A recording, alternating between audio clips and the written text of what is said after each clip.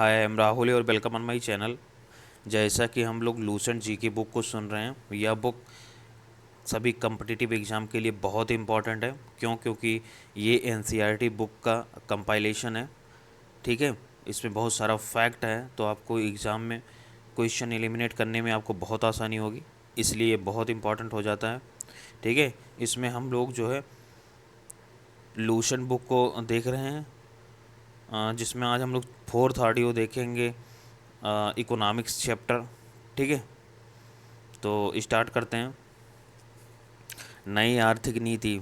नई आर्थिक नीति आर्थिक सुधार से संबंधित है, जिसका उद्देश्य उत्पादिता में सुधार, नई तकनीकी को आत्मसात करना तथा समग्र रूप से क्षमता के पूर्णतः प्रयोग को तकनीकी का एक राष्ट्रीय अभियान का रूप देना। नई आर्थिक सुधार की रूपरेखा सर्वप्रथम राजीव गांधी के प्रधानमंत्रित्व काल में 1985 में बनाई व शुरू की गई। नए आर्थिक सुधार की दूसरी लहर नरसिंह राव की सरकार के काल में 1991 में आई। नई आर्थिक सुधार नीति 1991 को शुरू करने का कारण खाड़ी युद्ध तथा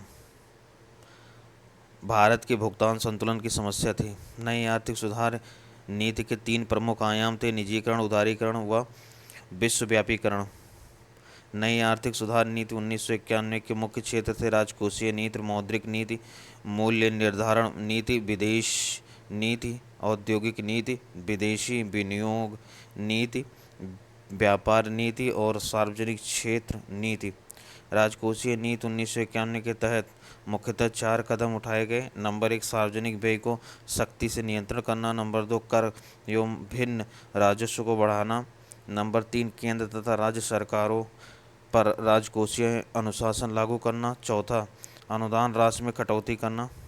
मौद्रिक नीति 1991 के तहत स्फीतिकारी दबावों के लिए प्रतिबंधात्मक उपाय किए गए। औद्योगिक सुधार नीति 1991 ईस्वी के अधीन जिन उपायों को लागू किया गया वह हैं: नंबर 1, 18 उद्योगों की सूची को छोड़कर सभी उद्योगों के लिए लाइसेंस हटा दिए गए।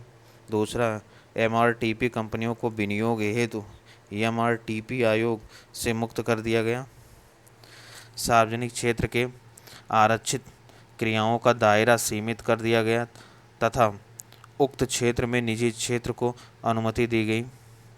विदेशी विनियोग नीति 1991 के तहत जिन सुधारों को लक्ष्यबद्ध किया गया वह हैं: नंबर 1, बहुत से उद्योगों में 51% विदेशी हिस्सा पूंजी के स्वामित्व की सीमा तक प्रत्यक्ष विदेशी विनियोग की स्वतः स्वीकृति दी गई। निर्यात में लगी विदेशी व्यापार कंपनी को 51% तक हिस्सा पूंजी लगाने की अनुमति होगी। सरकार उच्च प्राथमिकता वाले उद्योगों में तकनीकी संधियों के लिए स्वतः स्वीकृति प्रदान करेगी। व्यापार नीति 1991 के तहत अर्थव्यवस्था के अंतर्राष्ट्रीय एकीकरण को प्रोत्साहन करने हेतु उद्योग को प्राप्त अत्यधिक व अविवेकी पूर्ण संरक्षण धीरे धीरे समाप्त करने की दिशा में कदम उठाए गए।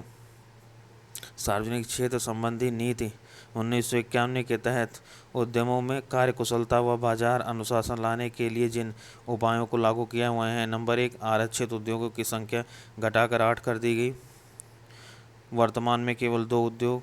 दूसरा, जीर्ण उद्योगों के पुनरुत्थान का कार्य औद्योगिक एवं वित्तीय पुनर्निर्माण बोर्ड को सौंप दिया गया। तीसरा, सार्वजनिक उद्यमों के निष्पादन में उन्नति के लिए उद्यमों को बोध ज्ञापन एमओयू के माध्यम से मजबूत किया गया। श्रमिकों की संख्या कम करने के लिए स्वैच्छिक सेवा निवृत्ति योजना आरंभ की गई। नई आर्थिक सुधार नीति सन 1991 ईस्वी से आगे बढ़ते हुए अब तक काफ़ी खुली, उदार तथा वैश्वीकृत हो चुकी है। वर्तमान में नई औद्योगिक नीति के तहत आरक्षित उद्योगों की संख्या केवल 2 है। नंबर 1, परमाणु ऊर्जा एवं दूसरा, रेल परिवहन। संसाधन जुटाने तथा कार्यकुशलता लाने की दृष्टि से सार्वजनिक उद्यमों के संबंध में विनिवेश की नई नीति वर्ष 1991-92 में अपनाई गई। 100% निर्यात मूलक इकाइयों में 100% विदेशी पूंजी निवेश की अनुमति दी गई। विनिवेश या अपनिवेश डिसइन्वेस्टमेंट का अर्थ उद्यमों में सरकारी भागीदारी घटाना है। 1996 में विनिवेश मुद्दे पर समीक्षा, सुझाव और विनियमन के लिए विनिवेश कमीशन का गठन किया गया था। इसके पहले अध्यक्ष जीवी रामकृष्ण थे। औद्योगिक आधुनिकीकरण तकनीकी विकास के परिणामस्वरूप प्रभावित होने वाली तथा बंद की जाने वाली रूढ़ औद्योगिक इकाइयों के विस्थापित श्रमिकों की सहायता तथा पुनर्स्थापना के लिए सन 1992 में राष्ट्रीय नवीकरण निधि की स्थापना की गई।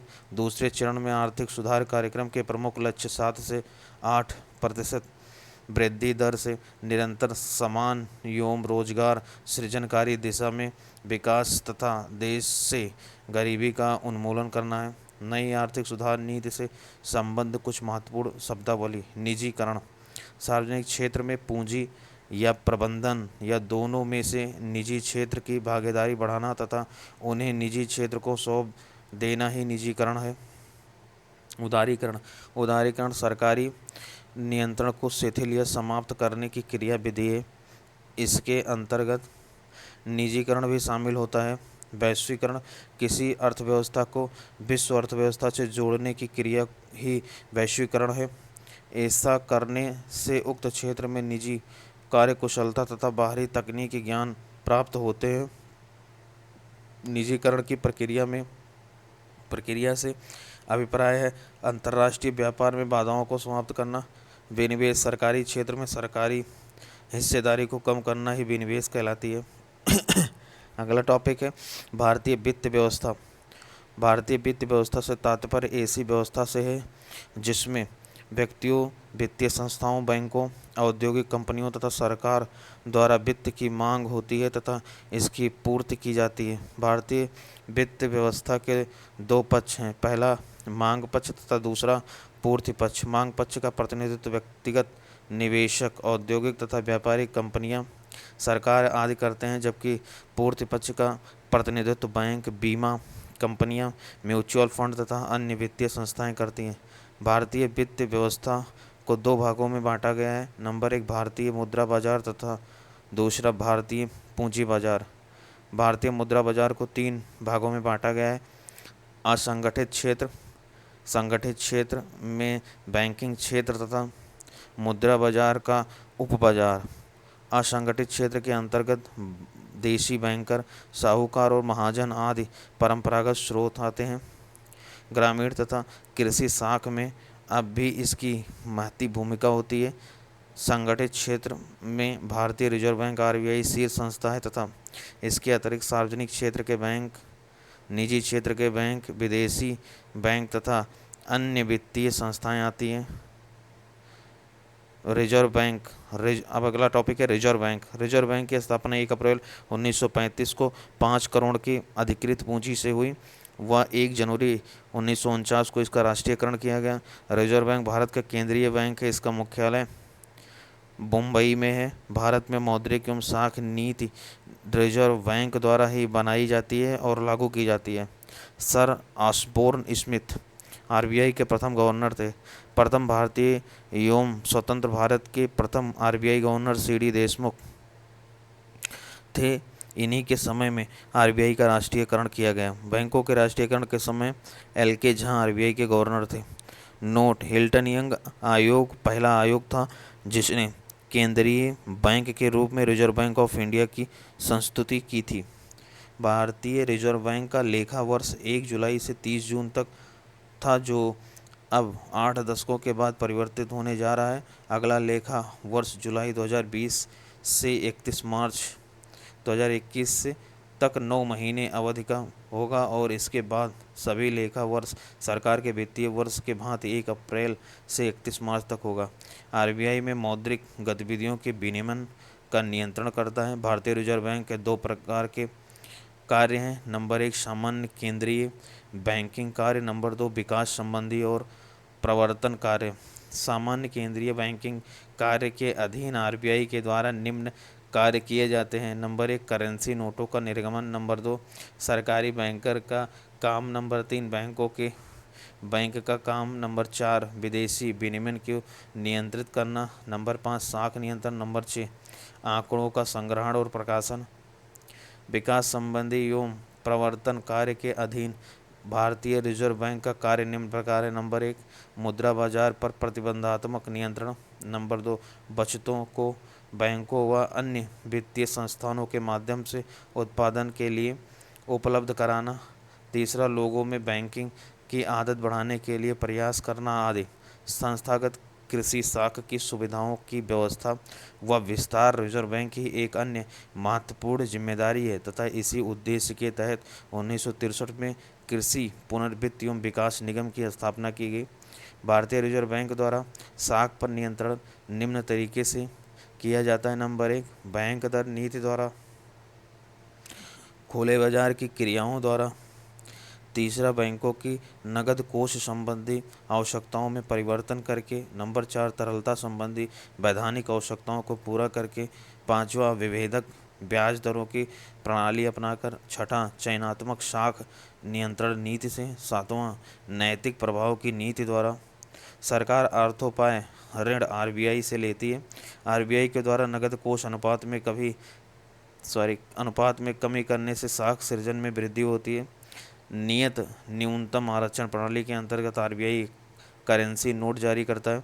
भारत में नोट निर्गमन हेतु न्यूनतम कोष प्रणाली प्रचलन में है, जिसे 1957 में अपनाया गया। इस प्रणाली के तहत जारी किए जाने वाले नोटों के पीछे भारतीय रिजर्व बैंक को कुल 200 करोड़ का रिजर्व कोष अपने पास रखना होता है, जिसमें 115 करोड़ का मूल्य का स्वर्ण तथा 85 करोड़ की विदेशी मुद्रा शामिल है।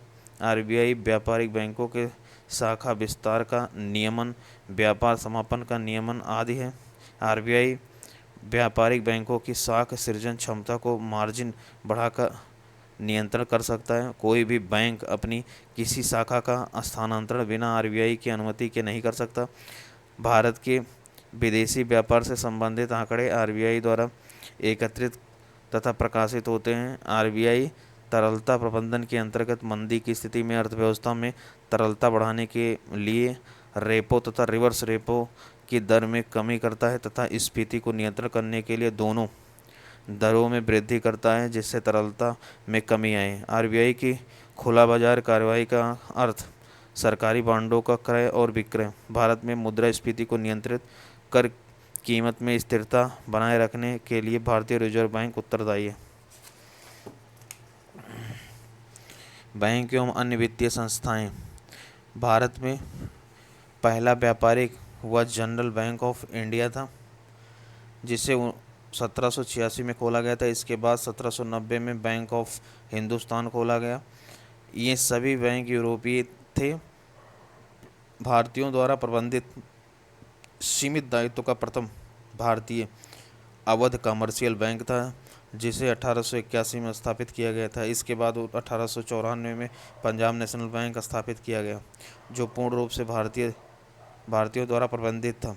1806 में बैंक ऑफ बंगाल, 1840 में बैंक ऑफ बॉम्बे तथा 1843 में बैंक ऑफ मद्रास की स्थापना की गई। 1921 में इन तीनों बैंकों को मिलाकर इंपीरियल बैंक ऑफ इंडिया की स्थापना की गई और 1 जुलाई 1955 को राष्ट्रीयकरण के उपरांत इसका नाम बदलकर स्टेट बैंक ऑफ इंडिया रख दिया गया। 1959 में 8 क्षेत्रीय बैंकों को राष्ट्रीयकृत कर स्टेट बैंक के सहायक का दर्जा दिया गया। इन 8 सहायक बैंकों में स्टेट बैंक ऑफ बीकानेर तथा स्टेट बैंक ऑफ जयपुर को मिलाकर स्टेट बैंक ऑफ बीकानेर एवं जयपुर बना दिया गया। स्टेट बैंक ऑफ सौराष्ट्र का जुलाई 2008 में एवं स्टेट बैंक ऑफ इंदौर का जून 2009 में एसबीआई में विलय कर दिया गया। शेष बचे 5 सहायक बैंकों तथा भारतीय महिला बैंक का 1 अप्रैल 2007 में भारतीय स्टेट बैंक में विलय कर दिया गया।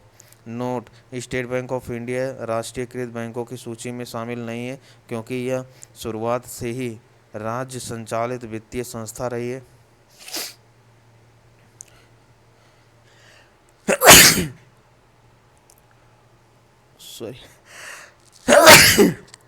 सॉरी। एसबीआई का विज्ञापन पंक्ति है, with you all the way. State bank of India Bharat का सबसे बड़ा व्यापारिक बैंक है। भारत में 1 लाख के बाजार पूंजीकरण तक पहुंचने वाला पहला बैंक है। इसका मुख्यालय मुंबई में है। जीवन बीमा क्षेत्र में प्रवेश करने वाला देश का पहला वाणिज्यिक बैंक भारतीय स्टेट बैंक है, फ्रांस की कार्डिफ एसए के साथ। विदेश में भारतीय स्टेट बैंक के सर्वाधिक कार्यालय हैं। इसके 28 देशों में 59 विदेशी कार्यालय हैं। नाबार्ड ने एसबीआई को स्वयं सहायता प्रोत्साहन संस्थान का दर्जा दिया।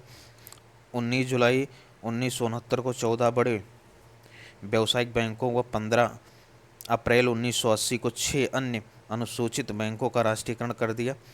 19 जुलाई 1969 को ₹50 करोड़ से अधिक जमा वाले तथा 15 अप्रैल को 1980 को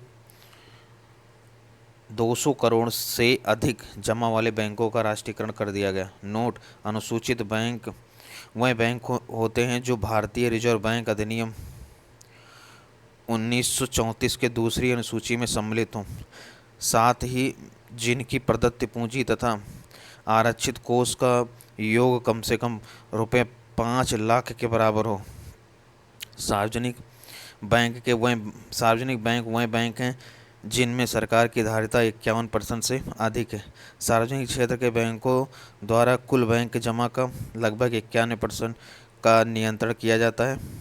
सितंबर 1993 में न्यू बैंक ऑफ इंडिया के विलय पंजाब नेशनल बैंक में कर दिए जाने, 1 अप्रैल 2019 को विजया बैंक तथा देना बैंक का विलय बैंक ऑफ बड़ौदा में कर दिए जाने से राष्ट्रीयकृत बैंकों की संख्या 17 हो गई है।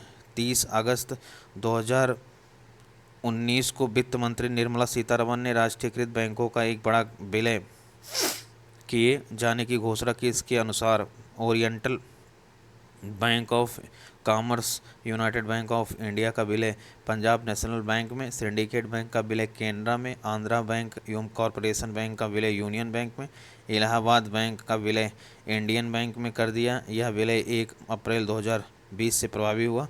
इसके फलस्वरूप देश में सार्वजनिक क्षेत्र की बैंकों की संख्या घटकर 12 रह गई है। ठीक है।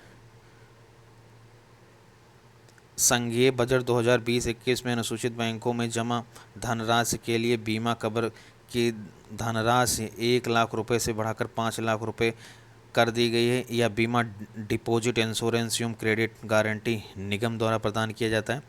गैर निष्पादनकारी परिसंपत्तियाँ: बैंकों द्वारा वितरित किए गए ऋण का वह भाग जिसका निष्पादन बेहतर नहीं होता, अर्थात जिस ऋण की किस्त एवं ब्याज का समय समय पर भुगतान नहीं होता है गैर निष्पादनीय परिसंपत्तियां कही जाती हैं। वर्तमान में भारतीय बैंक 90 दिन तक किस्त एवं ब्याज का भुगतान नहीं होने वाले ऋण को गैर निष्पादन परिसंपत्ति यानी कि एनपीएस की श्रेणी में रखते हैं। अगला टॉपिक है बेसल मानक। 1974 में बैंकिंग विनिमय हेतु मानक विकसित करने के लिए basal committee on the bank supervision BCBS नामक एक अंतर्राष्ट्रीय समिति का गठन किया गया। इसमें 27 देश एवं यूरोपीय संघ के केंद्रीय बैंक सम्मिलित हैं। इसका मुख्यालय स्विट्जरलैंड के बेसल में bank for international settlement BIS के कार्यालय में स्थित है। बेसल 1, 2 एंड 3 मानक बैंक जोखिम प्रबंधन से संबंधित है, जो बैंकों को आकस्मिक संकटों से निपटने के लिए उचित व्यवस्था करने की सलाह देते हैं। वित्तीय तनाव की स्थिति में बैंकों को शोधक्षम बनाए जाने के लिए न्यूनतम पूंजी आवश्यकताओं का सुझाव दिया गया है। बेसल मानकों में सलाह दी गई है कि बैंक अपनी गैर निष्पादनकारी परिसंपत्तियों NPAs की समस्या से निपटने के लिए अपने ऋण वितरण की प्रक्रियागत नियमों को पूरा करें। भारत के द्वारा 1999 में बेसल 1 मानक और 1 मार्च 2009 में बेसल 2 मानक को स्वीकार किया गया। RBI द्वारा भारतीय बैंकों के लिए बेसल 3 मानक अपनाने के लिए 2 मई 2012 को अंतिम दिशा निर्देश जारी किया गया, जो निम्नलिखित है। नंबर 1, इसके तहत 31 मार्च 2019 तक भारतीय बैंकों को चरणबद्ध तरीके से बेसल थर्ड मानकों को लागू करना था, लेकिन कोविड-19 महामारी के कारण बेसल थर्ड के कार्यान्वयन जनवरी 2023 तक के लिए स्थगित कर दिया गया था। सेकंड, बेसल थर्ड मानकों के तहत बैंकों को अपना कोर पूंजी अनुपात 8%, जबकि पूंजी पर्याप्तता अनुपात 11.5% करने का लक्ष्य निर्धारित किया गया। इसके तहत बैंकों के लिए अपने सभी प्रकार के वित्तीय लेन देन की जानकारी को सार्वजनिक करना अनिवार्य कर दिया गया। इन दिशा निर्देशों के अनुरूप बैंकों को प्रत्येक वर्ष एक निश्चित राशि में जोखिम फंड का निर्माण करना होगा, जिसका इस्तेमाल संकट की घड़ी में किया जा सके। अगला टॉपिक है बैंकिंग लोकपाल योजना। बैंकिंग से संबंधित ग्राहकों की शिकायतों को सुनने और उसके समाधान के लिए आवश्यक कदम उठाने के उद्देश्य से 14 जून 1995 से बैंकिंग लोकपाल योजना की शुरुआत की गई। इस योजना में 2 बार 2002 एवं 2006 संशोधित किया गया। बैंकिंग लोकपाल एक अर्धन्यायिक प्राधिकारी है जिसकी नियुक्ति भारतीय रिजर्व बैंक करता है। इसके द्वारा पारित आदेश अंतिम और बाध्यकारी नहीं होता, बल्कि रिजर्व बैंक के डिप्टी गवर्नर के नेतृत्व में गठित अपीलीय प्राधिकार में इसके विरुद्ध अपील की जा सकती है। बैंकिंग लोकपाल द्वारा दी गई सेवाएं निःशुल्क होती हैं। भारतीय रिजर्व बैंक ने इन सभी वाणिज्यिक बैंकों जिनकी शाखाएं 10 या उससे अधिक हैं, क्षेत्रीय ग्रामीण बैंक को छोड़कर को ग्राहकों की शिकायतों को समीक्षा करने के लिए एक स्वतंत्र आंतरिक लोकपाल नियुक्त करने का निर्देश दिया है। बैंकिंग लोकपाल भारत में कार्यरत भारतीय एवं विदेशी बैंकों से संबंधित शिकायतें, चाहे वह शिकायतें भारतीय नागरिकों या प्रवासी भारतीय अथवा अनिवासी भारतीयों से संबंधित हो, या फिर विदेशी नागरिक की भारतीय बैंक से संबंधित को सुनने व उनके समाधान के लिए आवश्यक कदम उठाता है। भारतीय रिजर्व बैंक का डिजिटल लेन देन के लिए लोकपाल 2019 की शुरुआत की गई। इसे भुगतान एवं निपटान प्रणाली अधिनियम 2007 की धारा 18 के अंतर्गत प्रारंभ किया गया है। यह योजना भारतीय रिजर्व बैंक द्वारा विनियमित गैर बैंकिंग संस्था के माध्यम से किए जाने वाले डिजिटल लेन देनों की शिकायतों के समाधान के लिए एक त्वरित एवं लागत युक्त शिकायत निवारण तंत्र है। बैंकों के माध्यम से किए जाने वाले डिजिटल लेन देनों से संबंधित शिकायतें बैंकिंग लोकपाल योजना के तहत ही देखी जाएगी। भारत में सहकारी समितियों द्वारा संचालित किए जाने वाले बैंकों को सहकारी बैंक कहते हैं। ये बैंक जिस राज्य में स्थापित होते हैं उस राज्य के नियमों द्वारा संचालित होते हैं। भारत में सहकारी बैंकों का गठन 3 स्तरों वाला है। राज्य सहकारी बैंक संबंधित राज्य में शीर्ष संस्था होती है। इसके बाद केंद्रीय या जिला सहकारी बैंक जिला स्तर पर कार्य करती हैं। तृतीय स्तर पर प्राथमिक ऋण समितियां होती हैं जो कि ग्राम स्तर पर कार्य करती हैं। बैंकिंग क्षेत्र में सुधार हेतु गठित विभिन्न समितियां यमेन गोईपोरिया ग्राहक सेवा में सुधार के उद्देश्य से एक घोष समिति बैंकों में धोखाधड़ी रोकने के उद्देश्य से, नरसिम्हन समिति वित्तीय बैंकिंग सुधार, PR नायक समिति लघु एवं मध्यम उद्योगों को ऋण उपलब्ध कराने के उद्देश्य, SS तारापुर समिति विदेशी विनियमन एवं पूंजी खाता परिवर्तनीयता, RB गुप्ता समिति कृषि ऋण के क्षेत्र में सुधार के उद्देश्य से, YV रेड्डी समिति छोटी बचतों से जुड़ी व्यवस्था में सुधार के उद्देश्य से, PR खन्ना समिति गैर निष्पादित परिसंपत्तियों की रूपरेखा में परिवर्तन के उद्देश्य से, दीपक पारेख समिति आधारिक संरचना के वित्तीय मामलों में सुझाव के उद्देश्य से, डी सुब्बा राव समिति मौद्रिक नीति व तकनीकी सलाह के उद्देश्य से, दामोदरन समिति बैंकिंग सेवाओं में सुधार के उद्देश्य से कई महत्वपूर्ण सिफारिशें जैसे न्यूनतम बैलेंस की अवधारणा को समाप्त करना, आवश्यक सेवाओं को निःशुल्क बनाने की सिफारिश, श्यामला गोपीनाथ शाह लघु बचत योजना के संदर्भ में सुझाव के उद्देश्य से, AK खंडेलवाल समिति बैंकों में मानव संसाधन क्षमता में सुधार लाने के उद्देश्य से। बिमल जालान समिति नए बैंकों के परमिट के लिए प्राप्त आवेदन की समीक्षा के उद्देश्य से।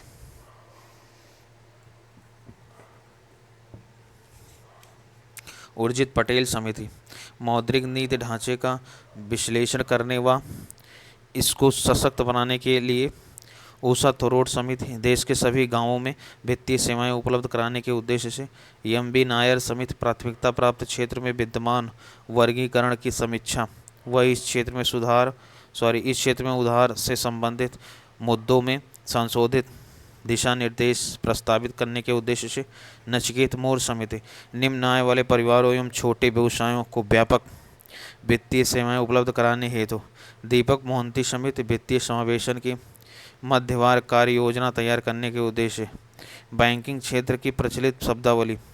बैंक दर जिस सामान्य ब्याज दर पर रिजर्व बैंक द्वारा वाणिज्यिक बैंकों को पैसा उधार दिया जाता है बैंक दर कहलाती है। इसके माध्यम से रिजर्व बैंक द्वारा साख नियंत्रण क्रेडिट कंट्रोल किया जाता है। बैंक दर में वृद्धि करने पर वाणिज्यिक बैंक। नंबर 1 वाणिज्यिक बैंक भारत में आरबीआई के दीर्घकालिक ऋण कम लेंगे। फलस्वरूप बैंकों के पास पूंजी की मात्रा अर्थात तरलता में कमी आएगी। नंबर 2 वाणिज्यिक बैंकों द्वारा ब्याज की दरों में वृद्धि की जा सकती है। नंबर 3 निवेशकर्ताओं और परिवार द्वारा साख की मांग में कमी आएगी अर्थात अर्थव्यवस्था में तरलता में कमी होगी। नंबर 4 उपभोग व्यय एवं निवेश में गिरावट अर्थात समग्र मांग में कमी होगी। नंबर 5 वस्तुओं एवं सेवाओं की कीमतों में कमी होगी और मुद्रास्फीति के नियंत्रण में मददगार होगी। बैंक दर में कमी करने पर बैंक दर के वृद्धि करने के प्रभाव का ठीक उल्टा प्रभाव पड़ेगा, यानी बैंक ऋण अधिक लेंगे बैंक के पूंजी की मात्रा बढ़ेगी यानी तरलता में वृद्धि होगी। बैंकों के ब्याज दर में कमी आएगी, साख की मांग में वृद्धि होगी यानी अर्थव्यवस्था की तरलता में वृद्धि होगी। समग्र मांग में वृद्धि होगी, वस्तुओं एवं सेवाओं की कीमतों में वृद्धि होगी, मुद्रास्फीति नियंत्रण होगी। रेपो दर अल्पकालिक आवश्यकताओं की पूर्ति हेतु जिस ब्याज दर पर कमर्शियल बैंक रिजर्व बैंक से नकदी ऋण प्राप्त करते हैं रेपो दर कहलाती है। रेपो दर में वृद्धि और कमी का प्रभाव। रेपो दर में वृद्धि और कमी का प्रभाव बैंक दर में वृद्धि और कमी के प्रभाव के समान ही होता है। रिवर्स रेपो दर अल्पकालिक अवधि के लिए रिजर्व बैंक द्वारा कमर्शियल बैंकों से जिस ब्याज दर पर नकदी प्राप्त की जाती है रिवर्स रेपो दर कहलाती है। सामान्यतः बाजार में मुद्रा की आपूर्ति बढ़ जाने पर उसमें कमी लाने के उद्देश्य से रिजर्व बैंक द्वारा बढ़ी ब्याज दरों पर कमर्शियल बैंकों को अल्प अवधि के लिए नकदी रिजर्व बैंक में जमा करने हेतु प्रोत्साहन किया जाता है। रिवर्स रेपो दर में वृद्धि करने पर वाणिज्यिक बैंक आरबीआई को अल्पकालिक ऋण अधिक मात्रा में उपलब्ध कराएंगे और इससे बैंक की तरलता में कमी आएगी, बाजार में तरलता की कमी होगी और परिणाम स्वरूप ब्याज दरों में वृद्धि होगी। निवेशकर्ताओं और परिवारों द्वारा साख की मांग में कमी होगी अर्थात अर्थव्यवस्था में तरलता की कमी होगी। उपभोग व्यय एवं निवेश व्यय में गिरावट आएगी अर्थात समग्र मांग में गिरावट आएगी। वस्तुओं एवं सेवाओं की कीमतों में कमी आएगी अर्थात मुद्रास्फीति नियंत्रण में सहायक होगी। रिवर्स रेपो दर में कमी करने पर रिवर्स रेपो दर में कमी इसके वृद्धि के विपरीत प्रभाव डालेगी अर्थात बैंक आरबीआई को अल्पकालीन ऋण कम मात्रा में उपलब्ध कराएंगे। इसके कारण बैंकों की तरलता में वृद्धि होगी, बाजार में भी तरलता में वृद्धि होगी और परिणाम स्वरूप ब्याज दरों में कमी आएगी। समग्र मांग में वृद्धि होगी और तथा वस्तुओं एवं सेवाओं की कीमतों में वृद्धि होगी जो मुद्रा अस्फीति नियंत्रण में सहायक होगी। बचत बैंक दर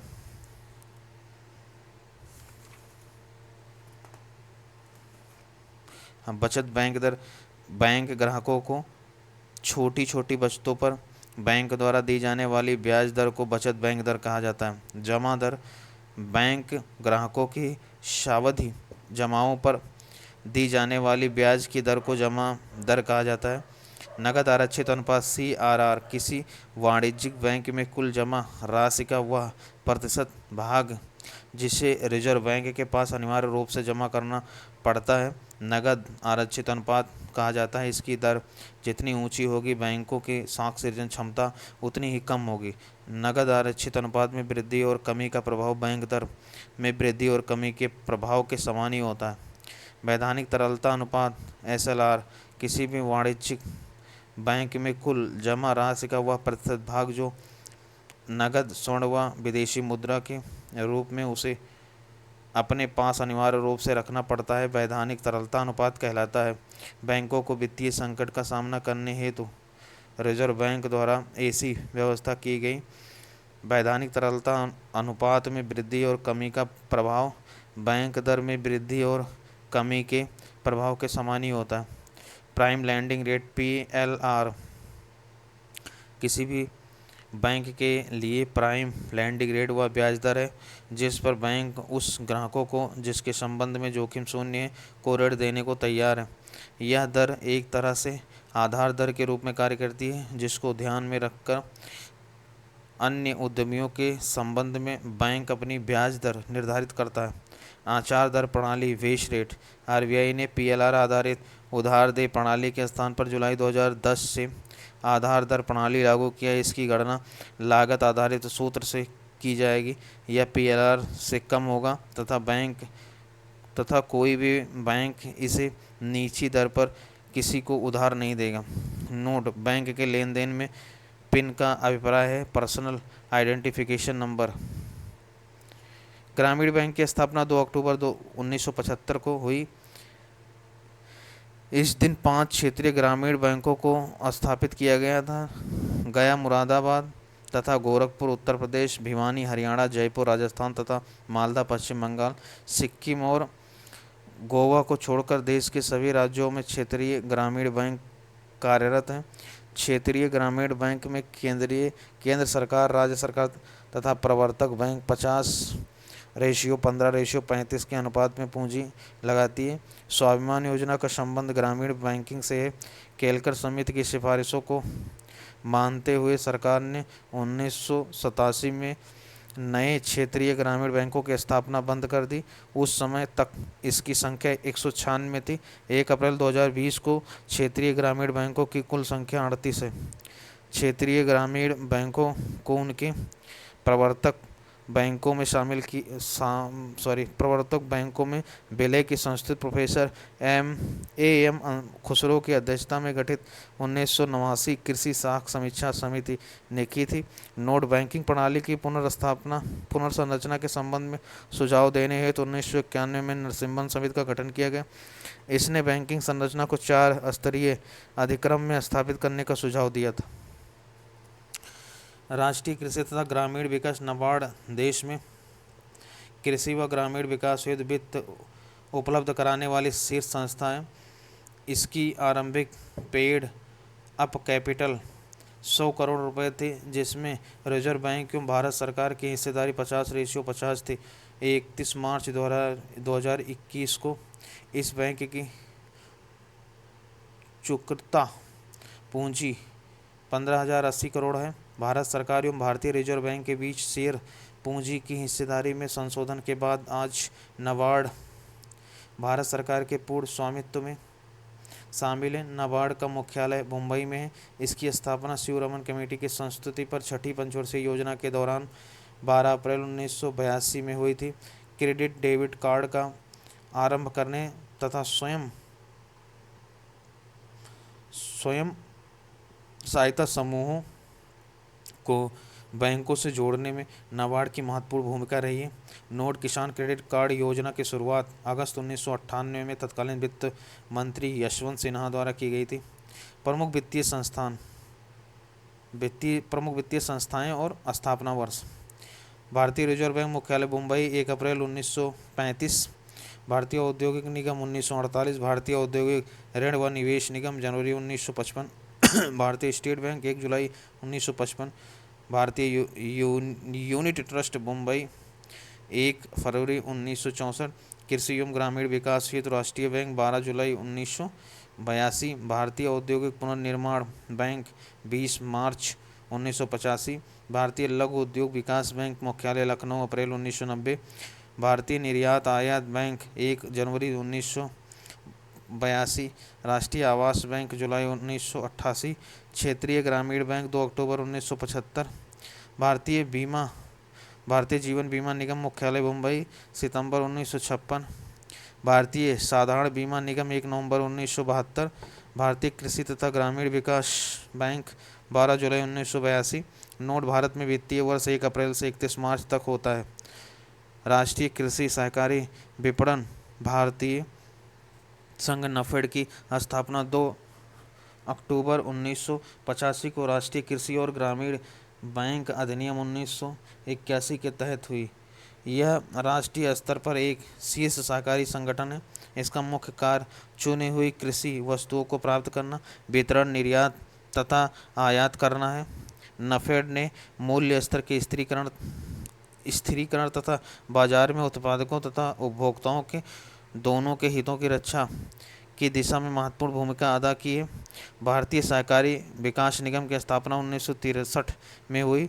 भारतीय जनजातीय सहकारी विपणन विकास परिषद ट्राइफेड की स्थापना 1987 में हुई थी। भूमि विकास बैंक का आरंभ भूमि बंधन बैंक के रूप में 1919 में हुआ था। यह बैंक मूलतः दीर्घकालीन साख उपलब्ध कराती है। भारतीय औद्योगिक विकास बैंक की स्थापना 1 फरवरी 1964 को हुई थी। इसने अपना कार्य 1 जुलाई 1966 में शुरू किया। भारतीय औद्योगिक पुनर्निर्माण बैंक IRBI की स्थापना अस्वस्थ औद्योगिक इकाइयों के पुनर्निर्माण के उद्देश्य से 20 मार्च 1985 में की गई। माइक्रो फाइनेंस को विनियमित विकास के लिए राष्ट्रीय कृषि ग्रामीण विकास बैंक नाबार्ड को नियामक निकाय बनाया गया।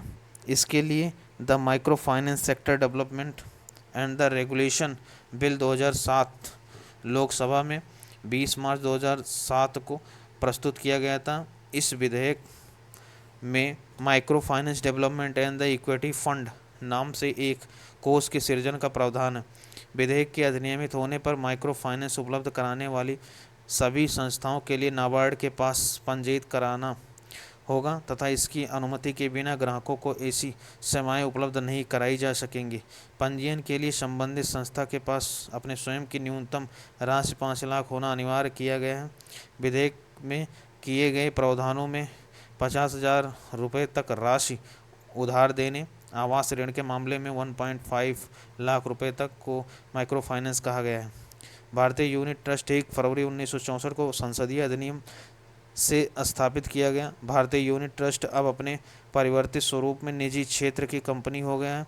इसकी परिसंपत्तियों का परिचालन का अधिकार भारतीय जीवन बीमा निगम, भारतीय state bank, bank of Baroda व पंजाब नेशनल बैंक को दिया गया। इन चारों ने सरकार को पूरा मूल्य चुकाकर यूटीआई सेकंड के प्रबंधन के साथ साथ इसका स्थायित्व भी हासिल कर लिया है। UTI AMC UTI mutual fund में इन चारों की हिस्सेदारी 25% है। भारतीय जीवन बीमा निगम के मुख्यालय मुंबई में इस समय 7 जोनल कार्यालय तथा 100 क्षेत्रीय कार्यालय हैं। इसकी स्थापना 1956 में की गई। दिसंबर 2011 में LIC की चुकता पूंजी 5 करोड़ से बढ़ाकर 100 करोड़ रुपए कर दिया गया। भारतीय बीमा नियामक और विकास प्राधिकरण IRDA का मुख्यालय हैदराबाद में है। 17 मार्च 1997 को सरकार ने कंपनी अधिनियम 1956 के अधीन भारतीय औद्योगिक निवेश बैंक लिमिटेड की स्थापना की गई। इसकी अधिकृत पूंजी 1,000 करोड़ रुपए तथा मुख्यालय कलकत्ता में है। भारत में मुद्रा की पूर्ति की माप मुद्रापूर्ति से आशय मुद्रा की कुल मात्रा से है जो अर्थव्यवस्था में लोगों द्वारा विभिन्न रूपों में अपने पास रखी जाती है। मुद्रापूर्ति के मुख्य घटक लोगों द्वारा अपने पास रखी गई करेंसी तथा व्यापारिक बैंकों द्वारा रखी गई निवल मांग जमाएं हैं। भारतीय अर्थव्यवस्था में मुद्रा पूर्ति की मांग सामान्यतः निम्न रूप में मापी जाती है: M1, M2, M3 और M4। अर्थव्यवस्था में मुद्रा का प्रवाह कहाँ कहाँ व्याप्त है, इस बात की जानकारी रिजर्व बैंक द्वारा रखी जाती है। ताकि मौद्रिक नीतियों का संचालन किया जा सके एवं अर्थव्यवस्था में मुद्रा के प्रवाह के स्तर का मूल्यांकन किया जा सके। 1977 में पूंजी की आपूर्ति दर गठित दूसरे कार्य समूह की अनुशंसा के आधार पर आरक्षित मुद्रा के अलावा M1, M2, M3, M4 को भारतीय रिजर्व बैंक द्वारा प्रकाशित किया जाता रहा है।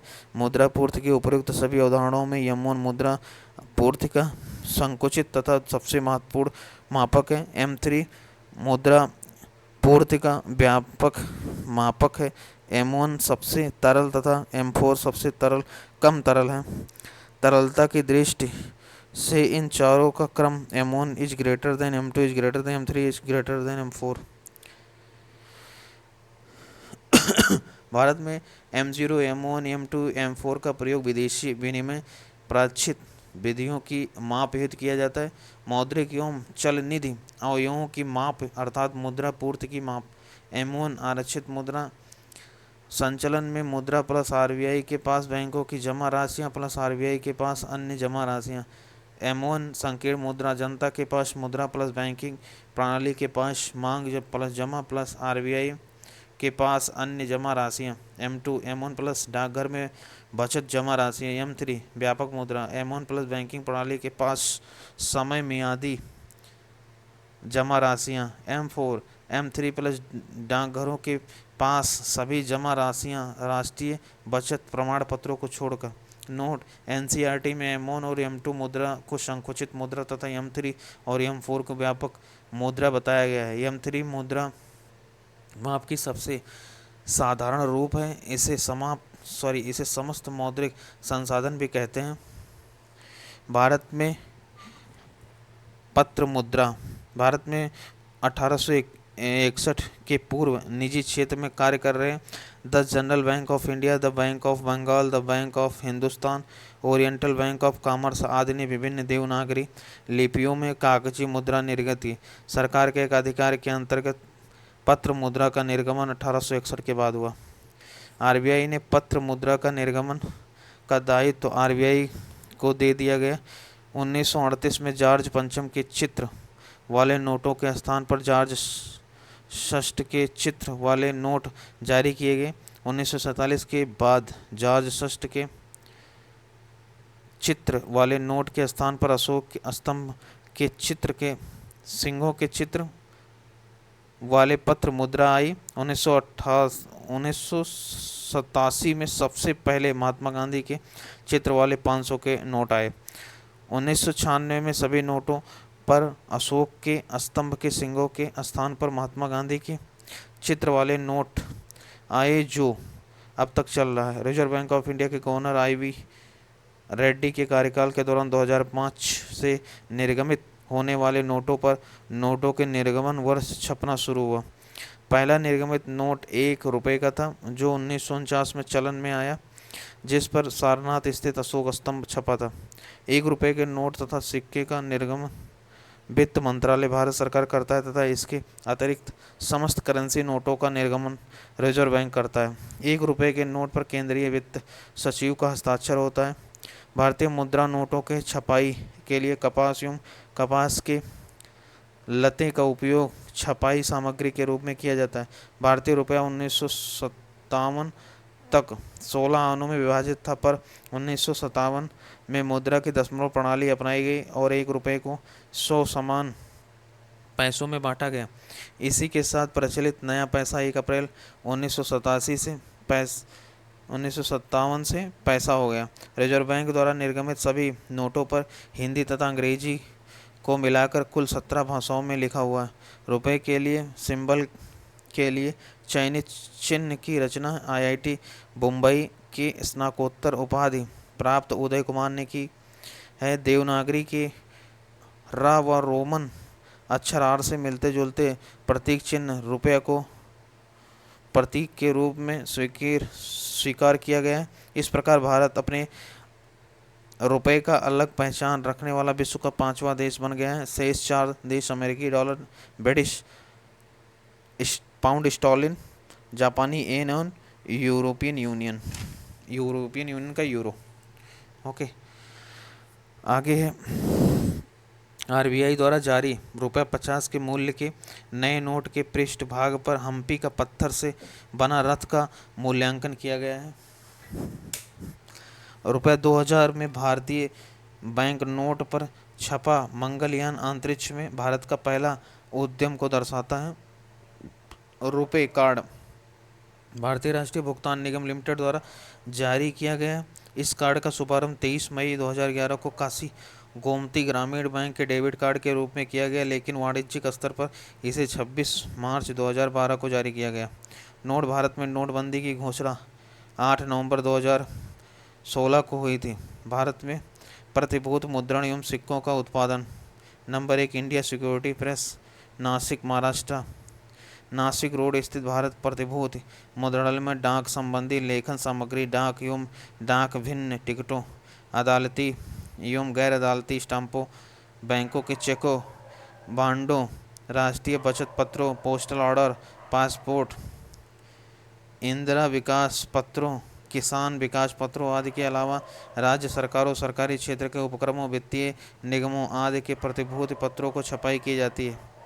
Security printing press Hyderabad. Security printing press Hyderabad की स्थापना दक्षिण राज्यों की डाक लेखन सामग्री की मांगों को पूरा करने एवं पूरे देश को केंद्रीय उत्पाद शुल्क स्टाम्प की मांग को पूरा करने के लिए 1982 में की गई थी, ताकि भारत प्रतिभूति मुद्रणालय नासिक रोड के उत्पादन की अनुपूर्ति की जा सके।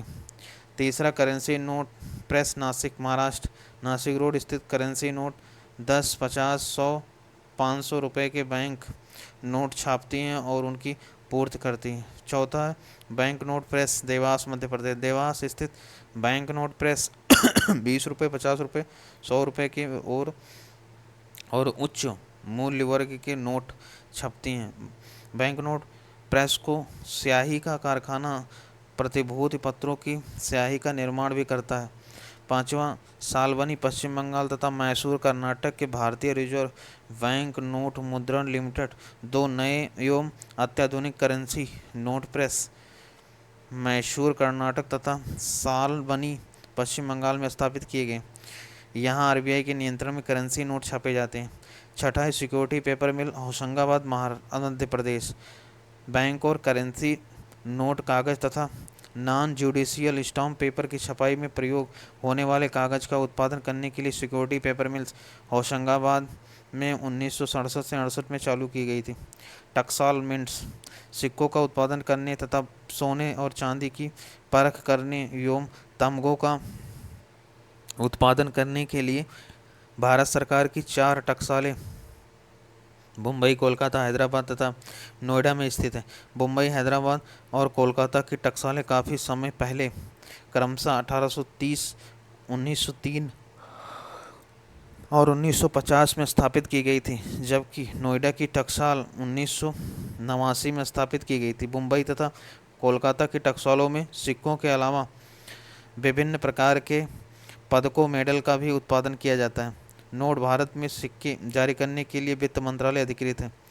कॉल मनी मार्केट या अत्यंत ही अल्प अवधि वाले फंड का बाजार होता है, जिसमें बिना किसी प्रत्याभूति के फंड का उधार लेना व देना होता है। कॉल मनी की मांग मुख्यतः व्यापारिक बैंक द्वारा होती है, जो दूसरे बैंकों से अत्यंत ही अल्प समय 1 से 14 दिन के लिए उधार लेते हैं, जिससे सीआरआर संबंधी अपने पास रखी जाने वाली नकद शेष संबंधी अनिवार्यता के दायित्व को पूरा कर सकें।